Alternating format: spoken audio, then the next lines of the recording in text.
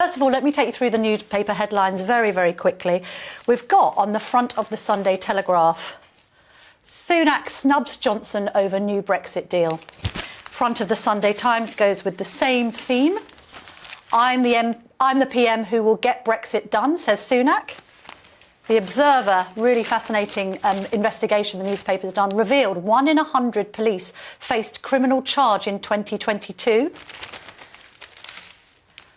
The Mirror, Rishi, please reunite my family. This is about a young 11-year-old Ukrainian boy who wants to be reunited with his parents, having come to Britain.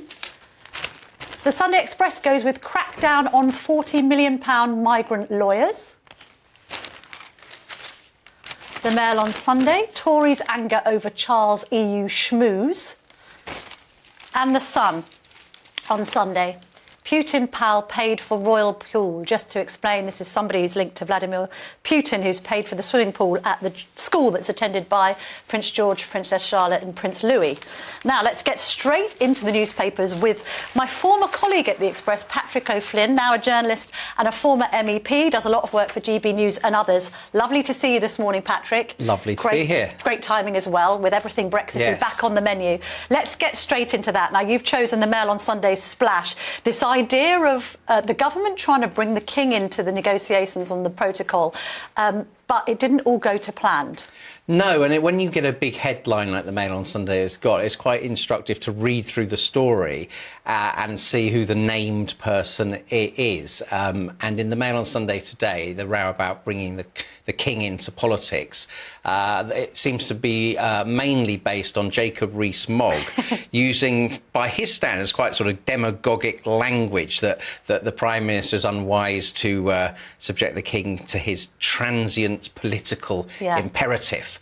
The allegation is that they were going to call this agreement with the EU, this impending agreement, the Windsor Agreement, and the king was going to be seen to play this central role. It seems like there's been a backing away from that, but the Mail on Sunday journalists, including the political editor Glenn Owen, have rather ingeniously found a second leg to the story, which is the king, we're told, is going to be going on a tour of European capitals, primarily Berlin and Paris. Now, I think from the opinion of most Tory opinion, using the king to actually seal the deal and giving it a royal gloss this weekend would have been very unwise. But for the king to go to Paris and Berlin, they're important neighbours, I think that will be fine. Although there might be some Commonwealth countries saying, look, why don't you visit us because you're king and it's the first foreign tour that you've done? Well, indeed, but I think, you know, he will get round those countries in pretty short order, I'm sure. So I think the government's kind of bailed out of a major misstep, and him going to Europe after the deal is struck, I think, will be seen as good warming up of relations. Yes, good soft power. Now, you've chosen a story for the next story, and this isn't really about Brexit, which is dominating the newspapers, and there's a point to why you've raised this story, which is about the small boats crisis threatening the Red Wall and the Tories' success at the last election there. Yes, so we move from a story where it seems like the king is absolutely on side with the government on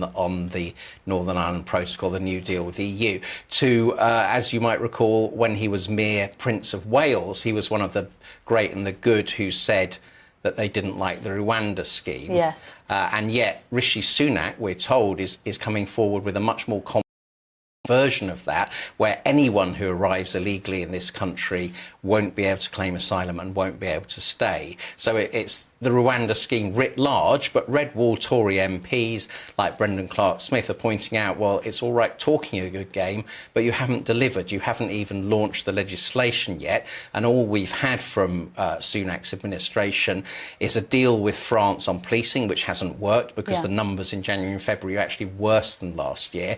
And this sort of strange non-amnesty amnesty for people from 5 countries, or indeed anyone claiming that they are, who's thrown their documents away in the Channel, who will now claim to be from those 5 countries. I mean, that will strike people as extraordinary, with these numbers now, 45,000 having arrived by boat last year, and then effectively, as you say, an amnesty in all but name, just a total capitulation. Yes, and I heard a few days ago from a Tory MP about a conversation he'd had with Boris Johnson last summer, before the Rwanda planes were due to take off, urging that they must take off, even though the European Court of Human Rights has said that they shouldn't, just sort of take off anyway and ignore it.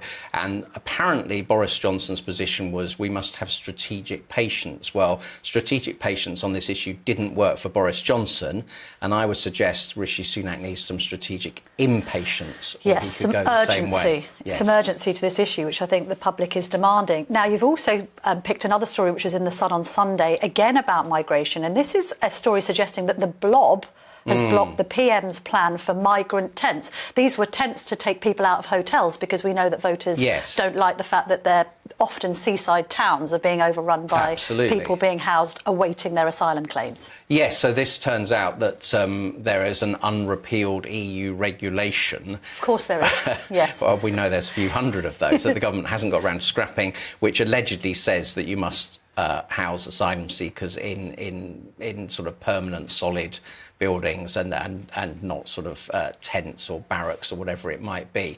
Now, I don't think the average voter is going to take these excuses for inactivity. Yes, sure, there are people in the civil service who are maybe dragging their heels on this. We learned this week that the Home Office top Mandarin doesn't rate stopping the small boats as one of the top 3 tasks for the department. But ultimately, we put this government in. It's one of Rishi Sunak's big 5 things, rightly, and there's been no progress at all, and I think people are sick of hearing excuses. It's interesting because Number 10 are talking about these instant deliverables, and yet there's this impatience, as you say, and also this degree of invisibility to Rishi, which is interesting. I mean, can government be ran in sort of behind the scenes? There's this sense, oh, I'm doing all of the work behind the scenes. People need to see him doing it and to deliver on it immediately, basically. Yes, and I think on this particular issue, the Tory record on both legal and illegal immigration is so bumpy and rackety that there'll need to be progress demonstrated on the ground before the election. It's no point having a big, say, manifesto pledge, oh, we might well withdraw from the ECHR. People will roll their eyes and not believe it. They need to actually deliver in the remaining 18 months or so of this Parliament.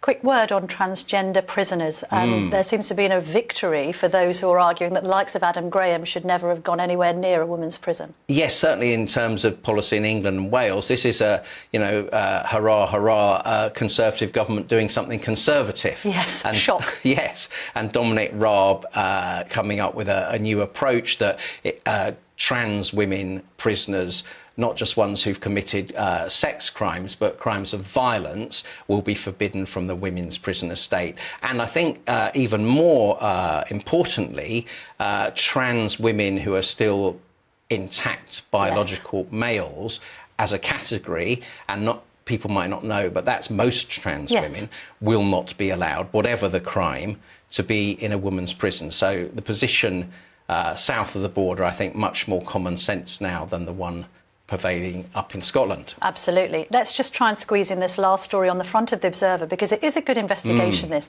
That headline figure, let's just remind ourselves of it.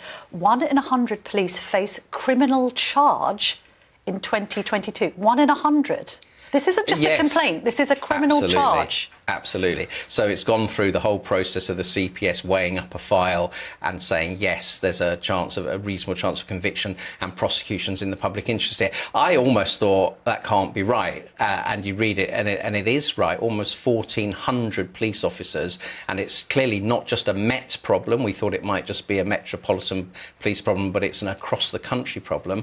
1,400 police officers almost in 2022 facing criminal charges for offences of one sort or another, which is an almost 6-fold increase from 10 years before. This is something's gone terribly wrong in terms of standards within policing in general. And again, it's one of those things, who's been in charge for those 10 years? Well, it's the been Conservative-led government. So whatever their posturing, why do our public services actually just keep collapsing under their stewardship? It's an unbelievable story. Thank you very much, Patrick O'Flynn, for joining me this morning.